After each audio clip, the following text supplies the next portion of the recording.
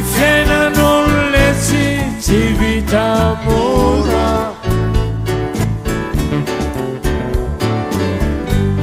raha vao solona fakeo e labe ny mpanakora.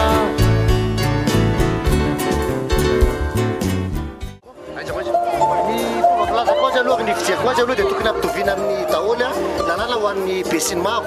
Nisy sénateur anankiray atao hoe Lilison zany nanangana nampiantso olona tetaninakivo dia nenjehana. Aiza zany nataontsika hoe parallélisme de forme, fa raha tena marina tokony enjehana koa ny vice-président Sénat amin'ireny mitoraka institution anankiray atao hoe Bianco, fa tsy mety ny ataon'ny vice-président Sénat reny ary zavatra mandika lalàna ny ataony tompoko indrindra fa na dia izy mitra ankeriny any amin'ny Bianco sy any amin'ny toeran-kafara. Ny fitondrana olona makeny amin'ny Bianco zany amiko dia mandika lalàna ihany koa satria izy mampivory olona tsy nazahoana alalany.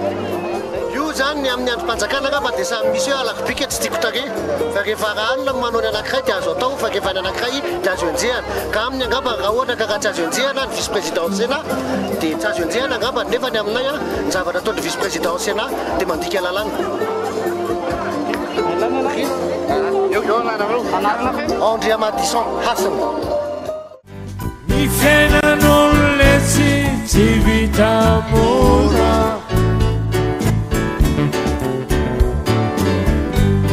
raha vao solona fakeo e labe ny